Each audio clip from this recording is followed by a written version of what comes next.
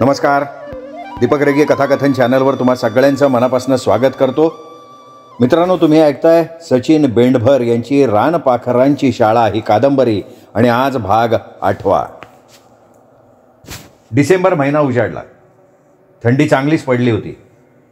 सकाळच्या शाळेमुळे ती आणखीनच जाणवत होती. मी मुलांचा गोल करून मुलांना उन्हातच उभं केलं. खंड्या जरा मध्ये ये रे. मी खंड्याला बोलवलं. खंड्या गोलाच्या मध्यभागी आला. खंड्या 2 पासनं पाढ्याला सुरुवात कर. मी म्हणालो. खंड्यानं पाढ्यानं सुरुवात केली. मुलं त्याच्या पाठोपाठ पाढे म्हणायला लागली. 8 वाजता खडे साहेब आणि ठाकरे साहेब आले. नमस्कार नमस्कार साहेब. मी आनंदानं दोघांचंही स्वागत केलं. नमस्कार सर. कशी काय चालली शाळा? मस्त मजेत. मी यशाला आप्पाच्या घरातनं 3 खुर्च्या आणायला सांगितल्या. यशानं धावत जाऊन खुर्च्या आणल्या. अंजी बाहेर अंगण झाडत होती. तिचं सहज लक्ष पडताच मी 3 बोटं केली तेव्हा ती घरात गेली. सर, आता तालुका पातळीवरची सांस्कृतिक कार्यक्रमाची तयारी जोरदार करा. तुमच्या शाळेकडनं आम्हाला खूप अपेक्षा आहेत. खडे सर म्हणाले. अहो सर, नक्कीच. आणि रनिंगला 100 मीटरमध्ये तुमचा मुलगा आला होता ना? अहो सर. हां, त्याची मग आता जिल्हा पातळीवरची सगळी तयारी करून घ्या. हो, घेईन की सर. आहे कुठे तो मुलगा? मंगळ्या. मी आवाज दिला. काय सर? मंगळ्या समोर येत म्हणाला. सर, हा मंगळ्या. तालुक्यात यांनीच बाजी मारली. छान छान छान. चांगला चुणचुणीत मुलगा आहे बरं का. आणि काय हो, त्या दिवशी तो ढोलकी वाजवणारा मुलगा कुठला? तो होय, तो खंड्या आमचा. तो कुठे? तो काय पाढे म्हणतोय. मग एवढ्या लहान वयात याला ढोलकी शिकवली तरी कोणी हो? त्याच्या घरचे वडील चुलते भजनी मंडळात आहेत. त्यांनी शिकवली त्याला ढोलकी. किती छान ढोलकी वाजवतो नाही का तो? हो ना, मुलं हुशार आहेत इथली. खडे सरांनी विस्तार अधिकाऱ्यांच्या बोलण्याला दुजोरा दिला. तेवढ्यात अंजी चहा घेऊन आली. तिने सगळ्यांना चहा दिला. ही पोरगी कोणाची? ठाकरे सरांनी विचारलं. मी म्हणालो, अहो ही आपल्या आप्पांची ना. अरे वा, चांगली चुणचुणीत मुलगी आहे की. आम्ही सगळे चहा घ्यायला लागलो. ठाकरे सरांनी विचारलं, त्या आप्पांच्या घरात कोण कोण असतो? आप्पा, आप्पांचा मुलगा कुशाभाऊ, आप्पांची सून आणि नात 4घे असतात त्यांच्या घरात. कुशाभाऊंना मुलगा नाही आहे का? आहे, तो अंजीपेक्षा मोठा आहे, पण तो इथे नसतो. अच्छा, मग कुठे असतो तो? तो मुंबईला पोलीस आहे. दिवाळीच्या सुट्टीत आला होता घरी, पण मी त्यावेळी गावाला होतो. त्यामुळे त्याची आणि माझी अजून गाठभेट झालेली नाही आहे. बरं सर, मला सांगा, शाळेचं बांधकाम कुठपर्यंत आलंय? खडे सरांनी विचारलं. शाळेचं बांधकाम पूर्ण झालंय सर. आता रंगाचं काम चालू आहे. चला की मग दाखवा की आम्हाला. चला सर. मग मी खंड्याला पाढे व्यवस्थित घ्यायला सांगून साहेबांना शाळेचं बांधकाम दाखवण्यासाठी गेलो. शाळेला रंग देण्याचं काम चालू होतं. साहेबांना पहिल्यांदा शाळा दाखवली, मग पाण्याची टाकी दाखवली, त्यानंतर शौचालय, मुतारा दाखवल्या. शाळेचं काम बघून साहेब खुश झाले. मग सर, आता नवीन शाळेत कधी येणार? खडे सरांनी विचारलं. सर, जानेवारीपर्यंत सगळं काम पूर्ण होईल. त्यामुळे 1 जानेवारीला आम्ही नवीन शाळेत येऊ. नवीन वर्षाची नवीन शाळा सर. चांगला आहे, चांगला मुहूर्त आहे. अशी शाळेची प्रगती करत राहा. तुम्हाला खूप खूप शुभेच्छा. सर, सोमवारी आमची सहल सत्या फार्म हाऊसवर जाणार आहे. तिथे तुम्ही नक्की या सर. सहलीत आम्ही 4 शाळा एकत्र करणार आहोत. काय सांगता? येऊ की? नक्की येऊ, नक्की येऊ. सर म्हणाले. साहेबांनी निरोप घेतला, निघून गेले. मी पूर्ववत माझ्या कामकाजाला लागलो. सोमवारी आम्ही सत्या फार्मवर सहल नेली. खूप म्हणजे खूप मजा आली. खडेसाहेब, ठाकरे साहेबही आले होते. फणसवाडी, आंबेवाडी, जांभूळवाडी आणि भोपळेवाडी अशा 4 शाळांची एकत्रित सहल नेली होती. खडकवाडीचे मुख्याध्यापक देशमुख सर सहलीला भेट द्यायला आले होते. संजय आणि बाळू दोघांनाही मी आमंत्रित केलं होतं. संजय एकटाच आला. बाळू ट्रकवर गेला होता. सहलीच्या दुसऱ्या दिवशी किशोरचं मासिक माझ्या पत्त्यावर आलं. माझी गाणं शिवाराचं ही कविता डिसेंबरच्या किशोर मासिकातनं प्रसिद्ध झाली होती. मला खूप म्हणजे खूप आनंद झाला. मुख्याध्यापक मीटिंगमध्ये तर सगळे मला कवीच म्हणायला लागले. किशोर मासिक सगळ्या शाळांना पोहोच झाल्यानं सगळ्यांनीच माझी ती कविता वाचली. माझ्या नावाखाली शाळेचा पत्ता असल्यामुळे लवकरच मी इथे नावारूपाला आलो. एक दोघांनी तर मला कविता संग्रह प्रकाशित करायचा सल्ला दिला. तेव्हा आपला एखादा कविता संग्रह असावा अशी भावना माझ्याही मनात निर्माण झाली. त्या दिवशी शाळा सुटल्यावर मी मित्र नावाची कविता लिहिली. कविता एका क्षणात अचानक सुचली आणि मी ती कागदावर उतरवली. रात्री काळा घोडा मैदान ही नवीन कादंबरी वाचायला घेतली. आता थंडी चांगलीच वाढली होती. माझ्याकडे अंथरूण पांघरूण एकच होतं, त्यामुळे मला रात्रभर कुडकुडत राहावं लागत असे. एक दिवस सकाळी नेहमीप्रमाणे उठलो तर माझ्या अंगावर भला मोठा जाड रग होता. त्याने मला झोपही एकदम गाढ लागली होती. थंडीची जरासुद्धा जाणीव आज मला झाली नव्हती. पण अचानक वीज चमकावी तसा डोक्यात प्रश्न आला की हा रग माझ्या अंगावर आला कुठून? माझ्या अंगावर तर एकच ब्लँकेट होतं, मग हा रग नक्की आला कुठनं? सुरुवातीला झालेली खोलीची साफसफाई, पाण्याची कळशी, चहाचा कप आणि आता हा रग. कोण बरं करत असेल अशी मदत? पण ही मदत करणारा स्वतःची ओळख का लपवतोय? मला तर काही उमजेना. तेवढ्या डोक्यात एक कल्पना आली की ती कळशी आपल्याला त्या अज्ञात व्यक्तीकडे घेऊन जाईल, कारण त्या कळशीवर नाव असेलच की. मी हंड्यावर ठेवलेली कळशी घेतली, नाव शोधायला लागलो. कळशीवर लिहिलेला मजकूर वाचला आणि मला शॉकच बसला. त्यावर लिहिलं होतं, गणपत बारकू लटांबळे याचकडून सौ रमाबाईस कन्यादान दिनांक 9 जुलै 1984. म्हणजे ती कळशी रमाकाकूंच्या घरातनं आली होती. रमाकाकूंच्या घरात तर ते दोघेच नवरा बायको, गोपू काका आणि रमाकाकू. त्या दोघांपैकी कोणीतरी हे काम करत असेल. आज या प्रकरणाचा छडा लावायचा असा मी निश्चय केला आणि मी ती कळशी घेऊन त्यांच्या घरी गेलो. गोपू काका एका कोपऱ्यात विडी ओढत होते. आज चुलीवर रमाकाकू भाकरी भाजत होती. मी जाताच गोपू काकांची बिडी हातातनं गळाली. कोण आलं म्हणून रमाकाकूंनी मागे बघितलं आणि त्या जागेवर उभ्या राहिल्या. मला काय बोलावं काही कळेना. सुरुवात कशी करावी समजेना. मग मी त्यांना हातातली कळशी दाखवली. दोघेही एकमेकांच्या तोंडाकडे बघत राहिले आणि रमाकाकूंचा बांधच फुटला. रमाकाकू रडायला लागल्या. हुंदके देत देत रमाकाकू रडत होत्या. गोपू काका तिच्या जवळ जाऊन तिला शांत करायला लागले. कसं तरी स्वतःला सावरत रमाबाई शांत झाल्या आणि मग बोलायला लागल्या. तू गावात आलास तेव्हा तुला बघितलं आणि तुझ्या रूपात मला माझा विनायकच दिसला रे. मला अजिबात राहवलं नाही. माझ्या पोराला असं मी वाऱ्यावर कसं सोडणार? पण तुझ्या पुढे यायची माझी हिंमत नाही झाली बाळा. म्हणून मग मीच तुला अशी मदत करायची. तुला काही कमी पडलं ना तर जीव तुटायचा माझा. तुला काय सांगू पोरा, अरे तू दवाखान्यात होतास ना तेव्हा पाणी सुद्धा प्यायले नाही. देवाला तू बरं व्हावंस म्हणून साकडं घातलं. दिवस रात्र देवापुढे बसून होते. आणि जेव्हा तू बरा होऊन आला तेव्हा हिला काय करू आणि काय नको असं झालं. त्या दिवशी तर हिने पुरणाच्या पोळ्याचा स्वयंपाक केला. गोपू काका पण सांगत होते. आज गावात मला पहिल्यांदा कोणीतरी एकेरी बोलत होतं, पण मला त्याचा अजिबात राग आला नव्हता. खूप आनंद झाला होता की कोणीतरी या परक्या गावात माझ्यावर आईसारखं प्रेम करणारं मिळालं होतं. माई कृष्णाला जन्म जरी देवकीनं दिला असला तरी जग मात्र यशोदेलाच आई मानत होतं, कारण यशोदेनं कृष्णावर आईसारखं प्रेम केलं होतं. आज मी सुद्धा खूप भाग्यवान आहे की मला तुझ्यासारखी आई मिळाली. आज मी पहिल्यांदा एका परक्या स्त्रीला आई म्हणत होतो, पण आज मात्र आई ह्या नावात किती गोडवा आहे ते मला जाणवत होतं. माईंनी मला कुशीत घेतलं. पुन्हा रडायला लागल्या. तेव्हा आमच्या मागे उभ्या असलेल्या गोपू काकांच्या म्हणजे अण्णांच्याही डोळ्यात पाणी आलं. आपला मुलगा परत आल्याचं समाधान त्यांच्या चेहऱ्यावर दिसत होतं. त्यांनी मला आपला मुलगा मानलं होतं आणि मी सुद्धा त्यांना आई बाबा मानलं होतं. त्या दिवसानंतर माई आणि अण्णा माणसांमध्ये उडबस करायला लागले.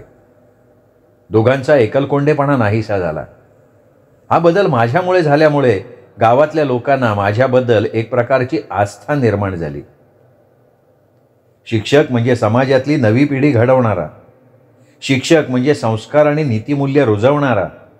शिक्षक म्हणजे समाज परिवर्तन घडवणारा. आज दत्त जयंती. दत्त जयंतीला भोपळेवाडीची जत्रा असते.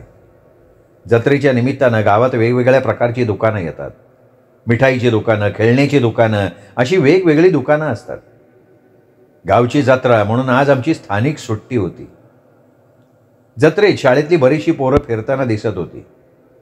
मी जत्रेतून डायरेक्ट गारुदेवीच्या मंदिरात गेलो. मंदिरात संजय उभाच होता. मी गेल्यावर त्यांनी माझ्या हातात नारळ दिला. मी देवीला नारळ वाहिला, देवीची मनोभावे प्रार्थना केली. देवीला हळद कुंकू वाहिलं आणि देवीपुढे 50 रुपये ठेवले. जत्रेतून आल्यावर रमा काकूंनी म्हणजे माईंनी आवाज दिला. माईंनी जत्रेनिमित्त श्रीखंडपुरीचं जेवण केलं होतं. आम्ही तिघेही जेवायला बसलो. जेवण खरंच खूप सुंदर स्वादिष्ट केलं होतं.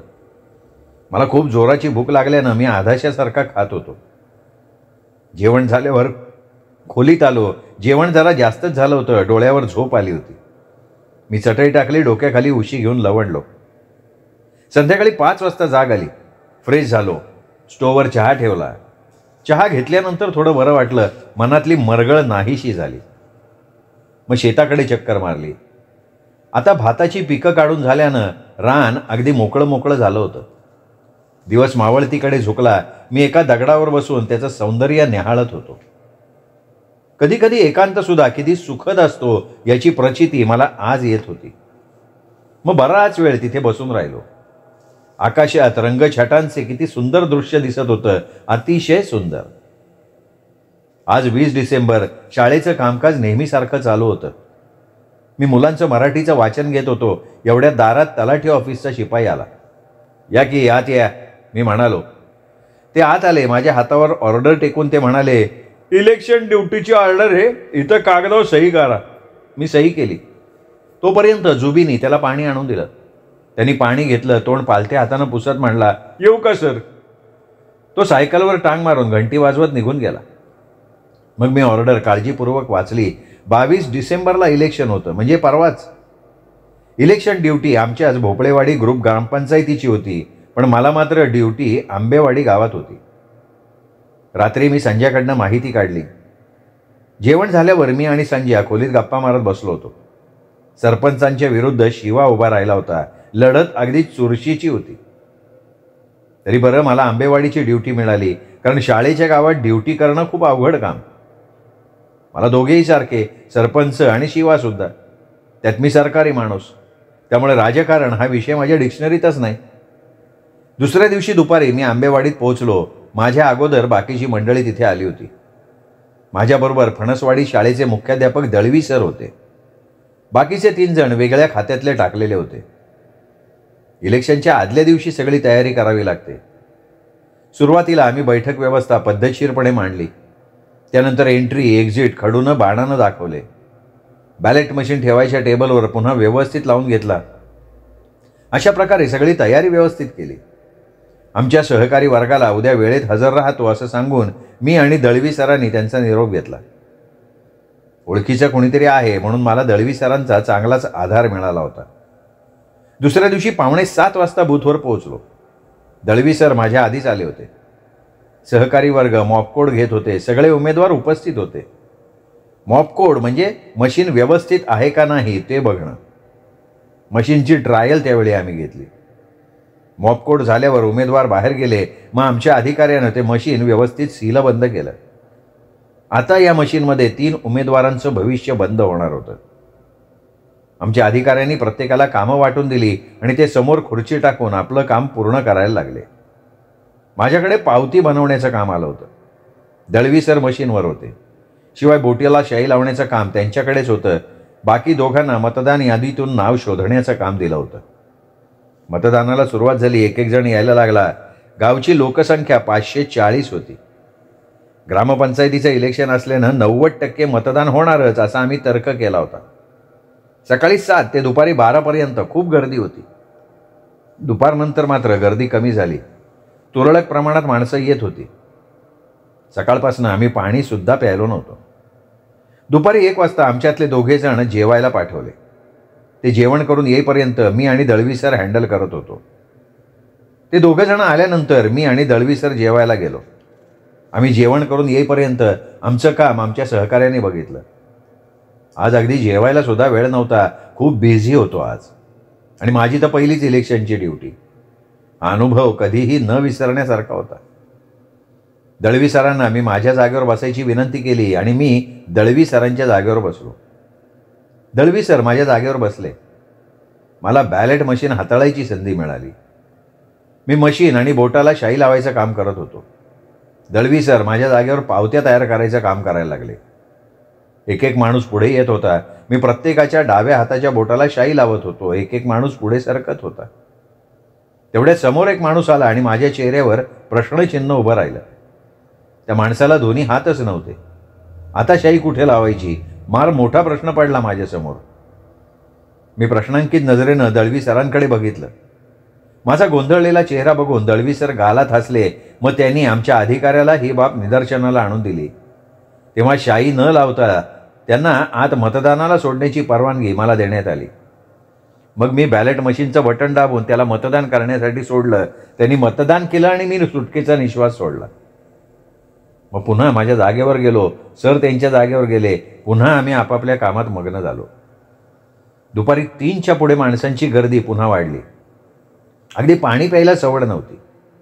आमच्या हिशोबाप्रमाणे अजून 200 लोक राहिले होते. त्यामुळे आम्ही पटापटा उरकत होतो. कारण संध्याकाळी 5पर्यंत जेवढे येतील तेवढे आम्हाला मतदानासाठी घ्यावे लागणारच होते. पण 5 नंतर येणार आमच्या हिशोबात नव्हता. संध्याकाळी 4:30 वाजेपर्यंत बरंचसं मतदान उरकलं. आता तुरळक तुरळक लोक यायला लागले. तेव्हा एक माणूस हातावर म्हातारीला उचलून घेऊन गर्दीतनं वाट काढत आला. आम्हाला त्यांनी म्हातारीऐवजी स्वतः मतदान करावी अशी विनंती केली. त्या म्हातारीला उभंही राहता येत नव्हतं. पण आम्ही कोणताही निर्णय न घेता ही बाब निवडणूक अधिकाऱ्यांच्या निदर्शनाला आणून दिली. निवडणूक अधिकाऱ्यांनी मात्र म्हातारीलाच मतदान करायला सांगितलं. मग त्या माणसानं म्हातारीला मशीन पुढे उभं केलं. तो बाजूला झाला. म्हातारीनं एक बटण दाबलं. बीपचा मोठा आवाज मशीननी केला. तेव्हा तो माणूस तसाच गर्दीत नाहीसा झाला. इकडे ती म्हातारी मात्र गायावाया करायला लागली. मला घरी सोडवा म्हणून विनवण्या करायला लागली. पण तिला घरी सोडायला एकही पुढे येईना. कामापुरता मामा म्हणतात ना ते याला. बिचाऱ्या त्या म्हातारीचं काम झालं. तिला तिथे सोडून ते निघून गेले. आत्तापर्यंत या म्हातारीच्या घरी जाऊन जाऊन उमरे झिजवले असतील त्यांनी. पण आता मात्र तिची गरज संपली तेव्हा तिला अशी वाऱ्यावर सोडून दिली त्यांनी. आता अशा व्यक्ती गावाचा विकास काय करणार. मग आम्हीच पुढे झालो. म्हातारीला उचललं, बाहेर आणलं. त्यावेळी 1-2 जण पुढे आले, मदतीला धावले. मग म्हातारीला त्यांच्या हवाली करून आम्ही पुन्हा आमच्या कामाला आलो. संध्याकाळचे 5 वाजले. आम्ही बॅलेट मशीनवर टोटल बघितली. 506 मतदान झालं होतं. शेवटच्या स्लिपवर सुद्धा तेवढाच आकडा होता. 540 मतांपैकी 506 मतदान झालं. 94% मतदान झालं. आमचा अंदाज खरा ठरला होता. मतदान प्रक्रिया व्यवस्थित पार पडली. मशीन सीलबंद केलं. सगळी आवराआवरी झाल्यावर अधिकाऱ्यांनी आम्हाला 500 रुपये भत्ता दिला. मी तर खुश झालो. मला पैशाची आवश्यकता होतीच. ऐनवेळी पैसे मिळाल्यामुळे मला आनंद झाला. मी सहकारी वर्गाचा निरोप घेतला, निघालो. दळवी सरांनी मला त्यांच्या गाडीवर खडकवाडीपर्यंत सोडवलं. मग त्यांचा निरोप घेऊन मी भोपळेवाडीची वाट धरली. आज 31 डिसेंबर 2006 वर्षाचा शेवटचा दिवस. शनिवार असल्यामुळे सकाळची शाळा होती. बँकेत काम असल्यामुळे कर्जतला आलो होतो. बँकेत जरे सर भेटले. जरे सर माझे गाववाले. आमच्या आधी फक्त तोंड ओळख होती. पण ट्रेनमध्ये त्यांनी मला बघितलं तेव्हा त्यांनी माझी विचारपूस केली. जरे सर आणि माझा तालुका एक. त्यांच्या गावापासून माझं गाव फक्त 20 किलोमीटर.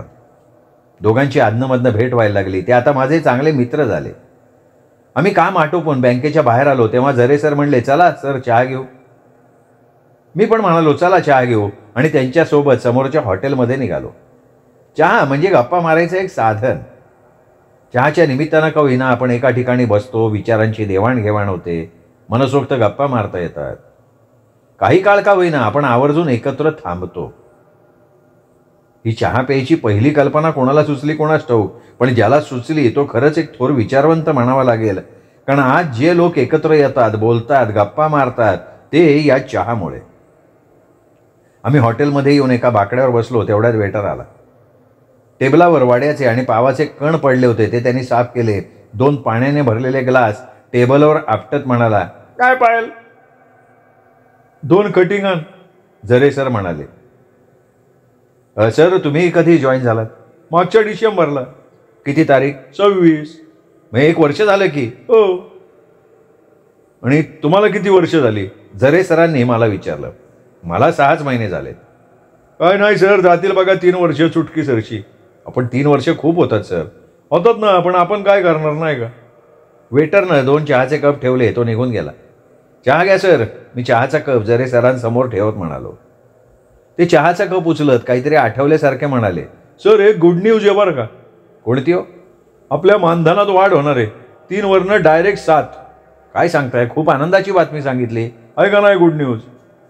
हो आहे की. पण जरे सर ही वाढ कधीपासून होणार आहे हो? लवकर होईल, चर्चा चालूच आहे. त्या दिवशी मी खूप आनंदात होतो. माझ्यासाठी ते मला नवीन वर्षाचं गिफ्ट मिळालेलं होतं. पण त्यावेळी आम्हाला काय माहिती की 7,000 रुपये वाढ आमच्या नशिबात नाही. मी तर पत्त्याच्या बंगल्याप्रमाणे माझी स्वप्न रंगवत होतो. तो पत्त्यांचा बंगला कधी पूर्णच होणार नाही याची मी कल्पनाच करू शकत नव्हतो. चहाचा कप खाली ठेवत जरे सर म्हणले, मग शिंदे सर, आजचा काय प्लॅन आहे? कसला? कसला म्हणजे काय हो? 31st नाही, काही नाही. मग माझ्याबरोबर चला. कुठे? आमची शिक्षण सेवकांची पार्टी आहे. पार्टी? हा, पार्टी. 31st सगळेजण साजरा करणार. तुम्ही पण चला. पण जायचंय कुठे? हे का इथं जावळे सरांच्या रूमवर. पण माझी ओळख नाही कोणाबरोबर. अहो, तुम्ही आल्याशिवाय ओळख होणार आहे का? तुम्ही चला बिंदास, मी आहे बरोबर. त्या दिवशी जरे सरांनी खूप आग्रह केला आणि मी त्यांच्या 31st तिथे थांबलो. जरे सरांनी मला जावळे सरांच्या रूमवर नेलं. तिथे बरीच गँग बसली होती. गेल्या गेल्या जरे सरांनी सगळ्यांची माझी ओळख करून दिली. सगळ्यांनी माझं हसतमुखानं स्वागत केलं. मग 31st पार्टीचं आम्ही तिथे बसून नियोजन केलं. रूमवर चिकन आणायचं आणि ते बनवायचं ठरलं. मग ते बनवण्यासाठी लागणाऱ्या सामानाची लिस्ट आम्ही बनवली. सगळ्यांनी या पार्टीसाठी 100 रुपये काढले. प्रत्येकानं आपापली कामं वाटून घेतली. मी आणि मंदार चिकन आणायला गेलो. त्यांच्या रूमपासून काही 10-1 मिनिटाच्या अंतरावर कादरभाईची मटणाची टपरी होती. आम्ही दोघांनी त्याला चिकनची ऑर्डर दिली. त्याने अर्ध्या तासात आम्हाला चिकन तोडून दिलं. चिकनचं पार्सल घेऊन आम्ही रूमवर आलो. बाकीचे अजून आलेले नव्हते. तोपर्यंत टाईमपास म्हणून आम्ही दोघं पत्ते गळायला लागलो. तासाभरात सगळे रूमवर पोचले. सगळ्या आल्यावर थोडं बरं वाटलं. आमच्यातल्या 1-2घांकडे मोबाईलसुद्धा होते. त्यांनी मोबाईलवर गाणी लावली. मी कंधारे सरांकडनं मोबाईल बघायला घेतला. आयुष्यात पहिल्यांदा मी मोबाईल हातात घेतला होता. आपल्याकडेही असा एक मोबाईल असावा अशी इच्छा तेव्हा मनात निर्माण झाली. मी 1-2 बटणं दाबली, पण मला त्यातलं काही कळेना. सरांचा मोबाईल त्यांना परत देऊन टाकला. त्या रात्री आम्ही कामाच्या चिठ्ठ्या केल्या. त्या एकत्र करून मधोमध ठेवल्या. प्रत्येकानं एक चिठ्ठी उचलली. मी हळुवारपणे चिठ्ठी उघडून बघितली. कापण्याची सर्व कामं करावीत. हा मजकूर वाचला. थोडंसं हायसं वाटलं. मग कुणाला काय काम आलं हे बघण्यासाठी आजूबाजूला बघायला लागलो. जरे सरांना शेवटी झाडून घ्यावं हा मजकूर आला. अशा प्रकारे सगळ्यांना वेगवेगळी कामं आली. त्याप्रमाणे प्रत्येकजण कामाला लागला. मी कांदा आणि सुरी घेतली आणि माझ्या कामाला लागलो. ज्यांची कामं नंतर होती ते पत्ते खेळायला लागले. 1-2 तासात सगळं जेवण तयार झालं. मग सगळे गोल करून बसले. जावळे, पहिलं तुमचं उरकून घ्या म्हणजे जेवायला मोकळं. जरे सर म्हणाले, आम्या बाटली काढ की. जावळे म्हणाले. अमितनं काळ्या पिशवीतनं किंगफिशरच्या 2 बाटल्या काढल्या. त्याच्यासोबत आणलेला चकना प्लेटमध्ये सोडला. मला या गोष्टीचं काही विशेष वाटलं नाही. कॉलेजला असताना माझे बरेचसे मित्र घेणारे होते. त्यामुळे मला अशा पार्टीची सवय होती. जावळेनी 2 ग्लास बनवले. एक कंधारेला दिला, एक स्वतः घेतला. एक बाटली शिल्लक होती ती तशीच ठेवली. पण तोपर्यंत त्यांच्या आधीच चकना आम्ही संपवला. त्यामुळे त्यांना दुसरी पुडी फोडायला लागली. त्यांचा कार्यक्रम उरकल्यावर आम्ही जेवण केलं. जेवण एवढं फुल झालं की आम्हाला शतपावली करायला लागली. चंद्राच्या मंद प्रकाशात आम्ही बाहेर फिरायला निघालो. बाहेर टिप्पूर चांदणं पडलं होतं. रूमपासून डांबरी रस्त्यापर्यंत आम्ही चालत आलो. तिथे एका टपरीवर मसाला पान घेतलं. पुन्हा माघारी आलो. रात्रीचे 12 वाजले. आम्ही सगळ्यांनी एकमेकांना नवीन वर्षाच्या शुभेच्छा दिल्या. आता डोळ्यांवर झोप आली होती. कधी एकदा रूमवर जाऊन झोपतोय असं झालं होतं. तसे बाकीचे अजून झोपण्याच्या स्थितीत नव्हते. पण माझ्या आग्रहाखातर सगळे रूमवर आले. मी अंथरुणात पडलो. बाकीच्या मंडळींनी पत्त्यांचा डाव मांडला. मला कधी झोप लागली माझं मलाच कळलं नाही. मित्रहो, हा 8वा भाग इथेच संपला. 9वा भाग उद्या. तोपर्यंत नमस्कार मित्रहो.